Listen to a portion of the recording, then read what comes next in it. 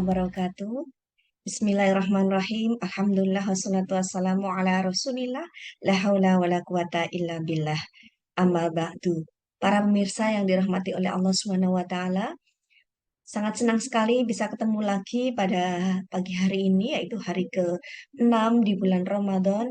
Semoga kita senantiasa sehat walafiat dengan melaksanakan ibadah puasa. Insya Allah kita semakin sehat. Amin ya rabbal alamin. Para pemirsa, kali ini saya akan bahas tentang suatu kebiasaan yang seringkali banyak kita lakukan ketika kita berada di bulan Ramadan. Nah, kenapa kebiasaan ini kita lakukan? Kadang-kadang karena memang kita habis begadang malamnya, ibadah malam, sehingga ketika habis sahur, habis sholat subuh, kita tidur dan mengantuk. Nah, sebenarnya ini merupakan kebiasaan yang kurang baik para pemirsa. Dari sisi kesehatan, ini merupakan kebiasaan yang bisa merugikan kita dalam jangka waktu yang panjang. Ini ada beberapa efek dari sisi kesehatan yang akan mengganggu kita. Nah, perhatikan baik-baik. Kenapa kita tidak boleh tidur setelah sahur dan kenapa Rasulullah tidak menyukai orang yang tidur setelah sholat subuh ya, apalagi di bulan Ramadan. Ternyata ada rahasianya dari sisi kesehatan. Ada apa dan bahaya apa di balik tidur setelah sahur? Yang pertama adalah bahwa ketika kita tidur setelah sahur, maka kita akan mengalami ketidaksehatan pada pencernaan kita. Kenapa demikian? Karena ketika kita makan sahur, kita butuh untuk mencerna makanan yang kita makan untuk menjadi sari-sari makanan. Dan waktu mencerna itu kurang lebih 2 jam.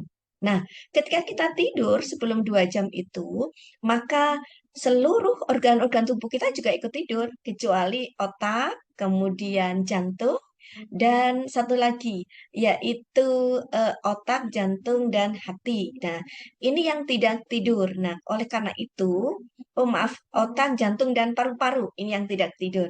Nah, seluruh organ yang lain itu tidur. Nah, ketika organ yang lain tidur, nah otomatis mereka tidak bisa berfungsi.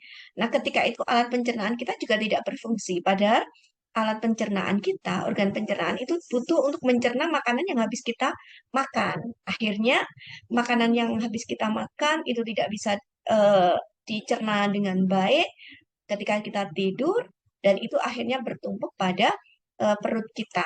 Nah, inilah kenapa pencernaan kita menjadi tidak sehat. Nah, tidak hanya sekedar itu ya. Ketika pencernaan tidak sehat, maka akan terjadi sembelit pada tubuh kita. Nah, tidak hanya sekedar itu para pemirsa, akan tetapi ketika pencernaan itu tidak sehat, ketika pencernaan itu tidak berfungsi dengan baik, nah karena kita tidur, nah kemudian akhirnya apa? Pencernaan itu akan eh, menumpuk. Makanan yang kita makan, apalagi yang terdiri dari karbohidrat dan lemak, itu akan menumpuk di dalam perut kita. Nah inilah yang menyebabkan kenapa kita itu gemuk ketika kita makan setelah, maaf, ketika kita tidur setelah makan. Makanan akhirnya bertumpuk di perut kita karena belum bisa dicerna menjadi sari-sari makanan. Nah, ketika itu semakin lama kita laksanakan, maka akan semakin banyak tumpukan-tumpukan karbohidrat dan lemak yang ada di perut kita. Nah, ini menyebabkan perut kita menjadi buncit, kita menjadi gemuk kalau itu semakin lama kebiasaan itu terus kita laksanakan. Nah, tidak ingin gemuk kan para pemirsa ya, apalagi ibu-ibu ini ya. Berikutnya adalah eh, ketika kita tidur setelah sahur itu akan menyebabkan asam lambung naik. Nah, ini berbahaya sekali bagi yang memiliki asam lambung. Nah, memiliki apa sakit mah. Nah, Bapak Ibu, para pemirsa, kenapa asam lambung itu bisa naik? Karena secara gitu ya, gaya gravitasi itu akan mempengaruhi tubuh kita ketika kita tidur. Sehingga katup lambung kita itu tidak bisa menutup dengan sempurna. Nah, ini akan membuka sehingga asam lambung itu akan naik, menyerang ke ulu hati, naik ke ulu hati, dan juga naik ke dada sampai ke kerongkongan. Nah, inilah yang menyebabkan kenapa ulu hati kita itu suka sakit ketika kita tidur setelah makan. Kemudian dada juga ada heartburn namanya ya. Jadi ada sensasi panas di dada kita ketika kita tidur setelah makan itu. Karena itu tadi asam lambung naik ke dalam dada. Kemudian ke kerongkongan juga. Jadi akan melukai lapisan kerongkongan. Nah ini yang menyebabkan kenapa kadang-kadang kita itu suka sakit serak ya, sorak ketika kita bangun tidur ya karena itu tadi. Jadi asam lambung itu tadi menyerang sampai ke dada, ke ulu hati dan juga sampai ke kerongkongan. Nah, ini akan mengaruhi suara kita sehingga suara kita akan serak. Nah, itu kalau setiap hari, nah ini tentu tidak baik untuk kesehatan kita. Nah, berikutnya adalah ini harus kita hati-hati nih para pemirsa ya, bahwa ini juga akan menyebabkan penyakit stroke. Stroke yang disebabkan karena asam lambung naik tadi. Nah, di samping itu juga karena kekurangan asupan suplai darah pada otak kita. Ketika kita itu tidur setelah sahur, maka pencernaan kita itu membutuhkan darah yang aliran darah yang lebih besar daripada ketika kita tidak tidur. Karena kita tidur setelah sahur itu akhirnya pencernaan akan bekerja keras dan suplai darah itu akan diserot disedot ke dalam pencernaan kita sehingga ini akan mengurangi suplai darah yang ke otak kita.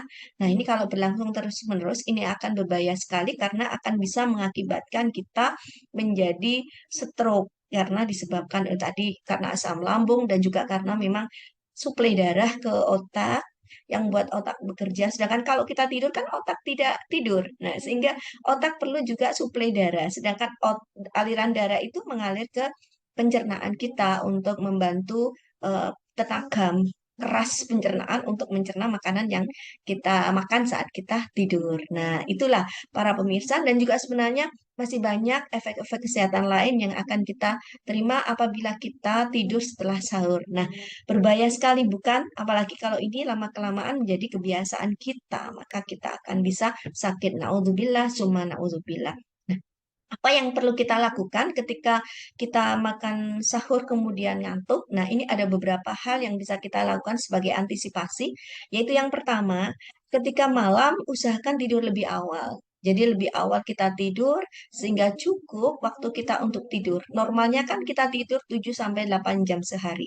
Nah, itu kalau bisa terpenuhi sehingga ketika kita makan sahur, sholat subuh, maka kita tidak akan terserang ngantuk. Itu yang pertama. Yang kedua adalah ketika kita makan sahur, jangan terlalu banyak makan karbohidrat dan juga protein. Karena karbohidrat yang terlalu banyak dan protein terlalu banyak itu akan mengakibatkan kita diserang ngantuk ya ketika setelah makan sahur. Karena itu kita cukupkan saja karbohidrat sesuai dengan kebutuhan, protein juga sesuai dengan kebutuhan, tidak usah terlalu banyak.